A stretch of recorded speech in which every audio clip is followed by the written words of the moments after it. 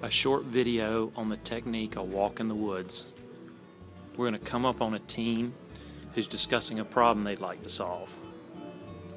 So what do you think about how organizations take change? How would individuals in a company encourage change? I think there's some sense of fear with people where they don't want to change, they don't like the idea of change. It's just an acceptance part of it. Always trying to accept change in the workplace. Trying to get them to accept it altogether. Accept change. And I think there's a lot of uncertainty. One of the reasons people don't accept change is that they don't understand what to do. What do we do now? What is expected of them? So they need clear expectations and clear directions. Yeah, and I think with the differences in companies, there's not a one-size-fits-all approach, right? So when we're talking about solutions, it's probably why none of us have come up with the home run yet. So now the team's going to go outside to take a walk in the woods to see if they can come up with some cool suggestions to help them solve such a hard problem.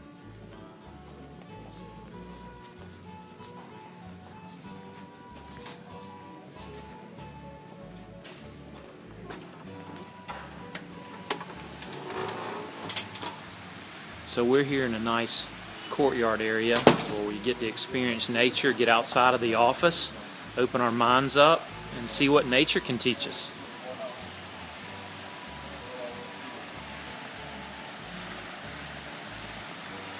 Just one way of looking at it.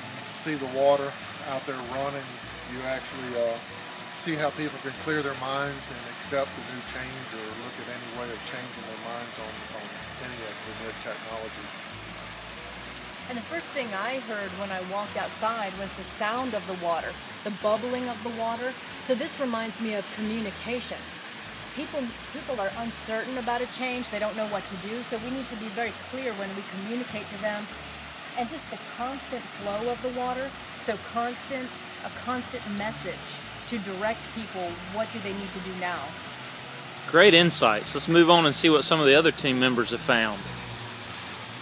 One thing I saw was this vine that's hanging over this trellis here, and how it's all intertwined, and how people sometimes build up these barriers to change. And if you can start trimming out some of these branches, maybe you can let some sunlight flow through and maybe get some growth on the underside so that people can see and feel and touch change, and it's evident.